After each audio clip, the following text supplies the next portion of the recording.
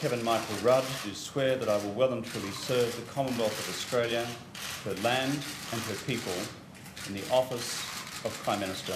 So help me God. Would you sign the document there?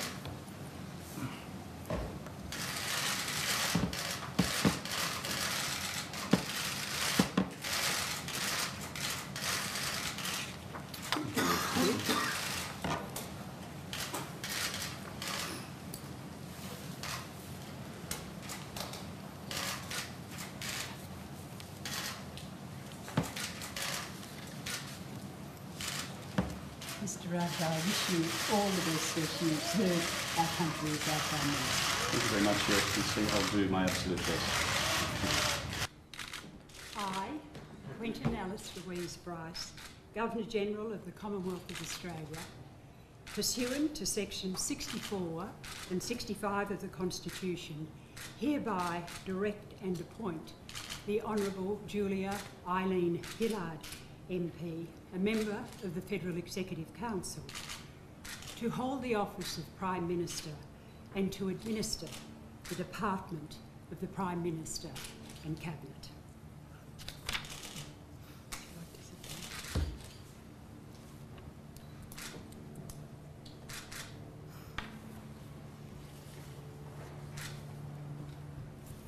Ms Gillard, I invite you to stand and make and subscribe the affirmation of office as Prime Minister. I, Julia Eileen Gillard, do solemnly and sincerely affirm and declare that I will well and truly serve the Commonwealth of Australia, her land and her people in the office of Prime Minister. It's for you to sign. For me to sign.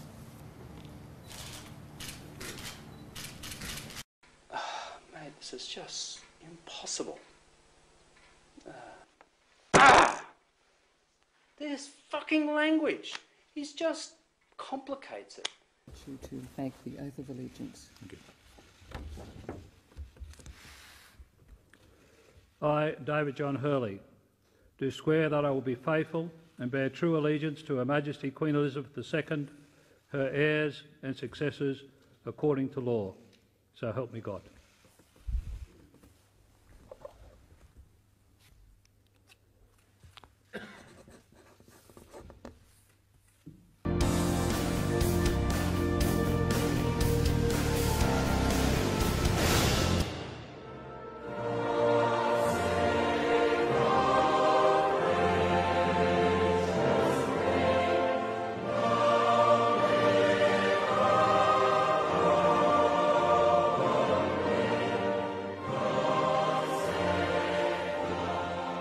The first time, cameras were allowed inside the Governor-General's study.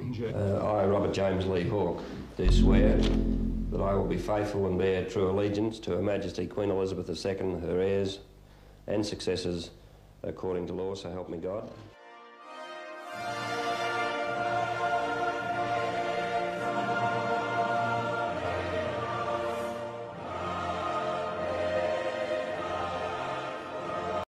The Chief Justice will now administer the oath of allegiance and then the oath of office.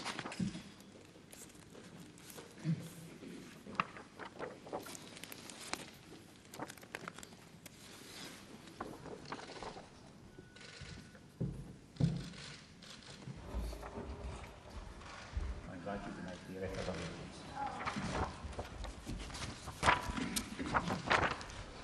I, Peter John Cosgrove, do swear that I will be faithful and bear true allegiance to Her Majesty Queen Elizabeth II, her heirs and successors, according to law. So help me God.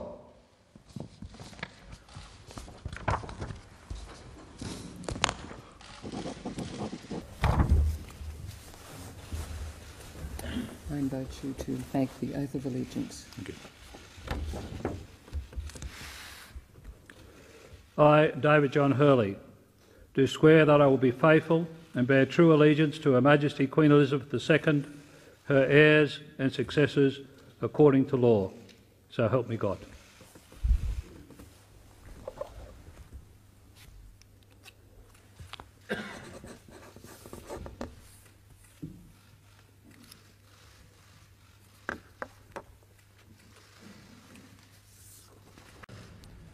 Elizabeth II, by the grace of God, Queen of Australia and her other realms and territories, Head of the Commonwealth. To David John Hurley, Companion of the Order of Australia, Distinguished Service Cross greeting. We do, by this our commission, under our sign manual and the Great Seal of Australia, appoint you, David John Hurley, to be, during our pleasure, our Governor-General of the Commonwealth of Australia. And we do authorise, empower and command you to exercise and perform all and singular the powers and directions contained in the letters patent dated 21 August 2008 relating to the office of Governor-General, or in future letters patent relating to that office, according to such instructions as our Governor-General for the time being may have received or may in future receive from us, and according to such laws as are from time to time in force. And we do declare that the powers conferred by this our Commission include any further powers that may in future be assigned to the Governor-General in accordance with Section 2 of the Constitution of the Commonwealth of Australia. The Commission is signed at its head by Elizabeth R. and was given at our court at Buckingham Palace on 30 May 2019. It is countersigned by Her Majesty's Command, Scott Morrison, Prime Minister. I now invite the Chief Justice of Australia to inspect the commission. Even today, 10 years later, many of the wounds have not healed. The bitterness lives on in those whose lives were changed forever. Just walked in the gate, got king hit and got carried out. So, how did it happen and why? Well, in many respects, the government which came to an end here on the steps of Parliament House 10 years ago was an experiment, a grand experiment that failed. That experiment began on the night of December 2nd, 1972, when the Australian people elected their first Labor federal government in 23 years. In many ways, those years in the wilderness were at the heart of Labor's failure. Gough Whitlam himself had been on the opposition benches for 20 years. Many of his new ministers were old men who'd spent the best years of their lives in opposition. Only one, Fred Daly, had served in a Labor government before. He understood only too well the compulsive urge to implement the reforms they'd been planning for decades. At that moment, on November 11, 1975, the Governor-General, Sir John Kerr, stepped in. Kerr imposed his own solution. He took the unprecedented step of dismissing Gough Whitlam and appointing Malcolm Fraser as caretaker Prime Minister. Fraser promised to make no major policy decisions and to hold an election as soon as possible. And on the steps of Parliament House, the Governor-General's secretary read that historic proclamation. By His Excellency's command, Malcolm Fraser, Prime Minister, John R. Kerr, Governor-General. God save the Queen.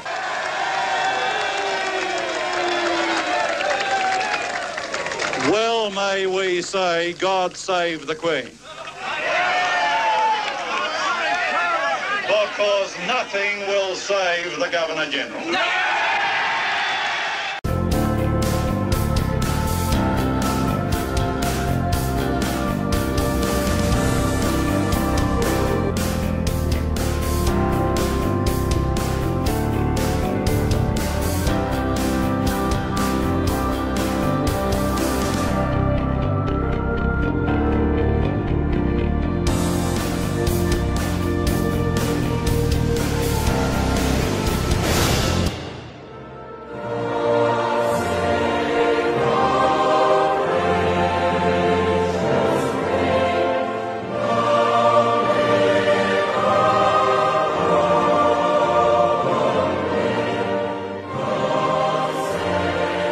James Lee Hawke, do swear that I will be faithful and bear true allegiance to Her Majesty Queen Elizabeth II, her heirs and successors, according to law, so help me God.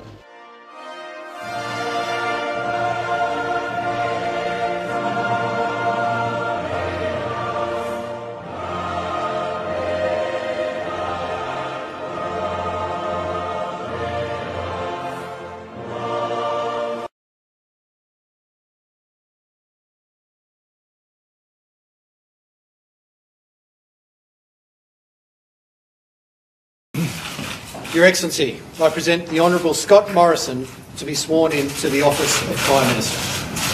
Mr Morrison, I invite you to take and subscribe the oath of office as Prime Minister of Australia.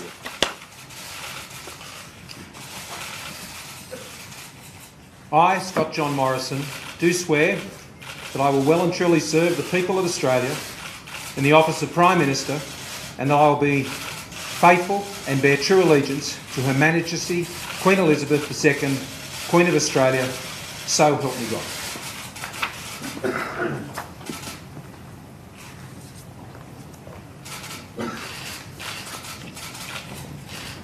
Didn't we have a referendum in 1999 saying we wanted to retain the Crown? Everything to do with the Crown? Did we give you permission to remove our Constitution? No, we didn't. Did we? And now you've got a problem. We're going to talk first of all about the Constitution of Queensland, and I notice here it's 2001, and it's Act number 80 of 2001, and that's the Queensland Government logo there. Why is that the Constitution of 2001? Well, Premier Beattie and the Queensland Labor government decided to modernise the Constitution, okay? So they put forward the Constitution. They also had a commission on changes that they wanted to put into the Constitution, and within all this, the power of referendum from the people was totally vetoed. Okay. Can you show us in here what you're referring to? Well, basically, if we come back right at the beginning, the object of this Act and Constitution is, as this Act declares, consolidates and modernises the Constitution of Queensland. Note, however, this Act does not consolidate the following constitutional provisions because of the special additional procedures, including approval by the majority of electors at a referendum that may be required. In other words, the referendum concept has no longer been included in the Constitution. Yet, a change to the Constitution previously required that it be a referendum.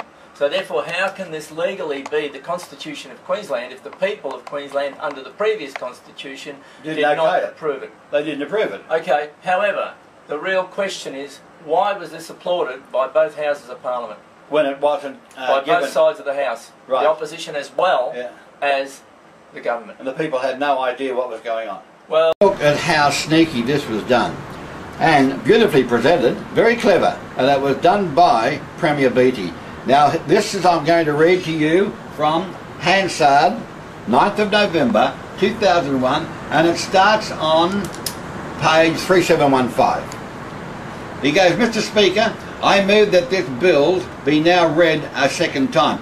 Not one bill for the Constitution, bills, plural. Now, they've done something here that you didn't know and they didn't ask you.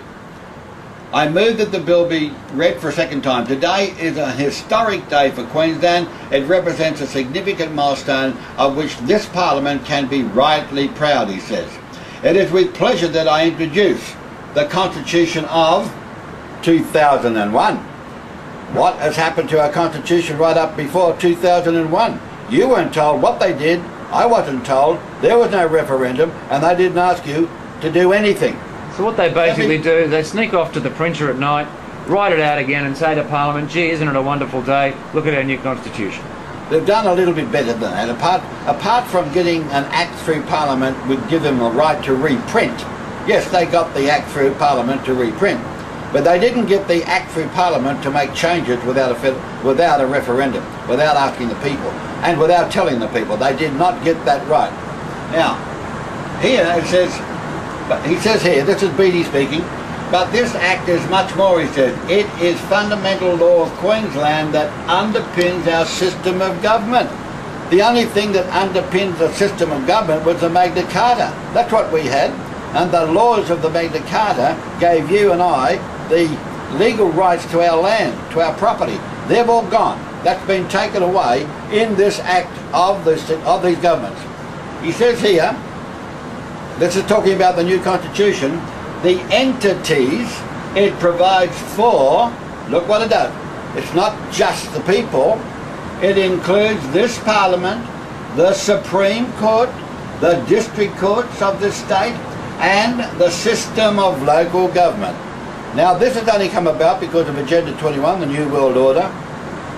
He says that we now in Queensland, the office holders under this Act include the Governor. The Governor's supposed to be with the Queen of Queensland, the Governor of Queensland.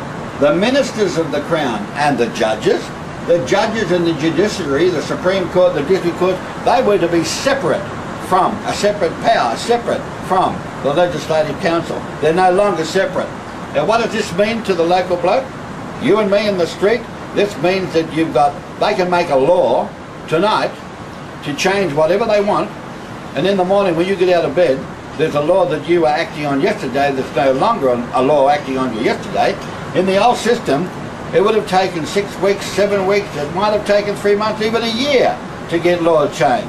Not anymore. With this total power, the same as what Hitler had, they can make a law tonight, it's enacted tomorrow morning, and you don't even know they did it and they didn't ask you. That's the difference of what we are under now. So even if you were the mayor, you'd have no... And I'm glad you asked that question, because the way they've done it, with total power, the CEO of the state government of Queensland is have total power over the judges, over the magistrates, over the police, over the mayor of a town, over the elected councillors, over everything they do.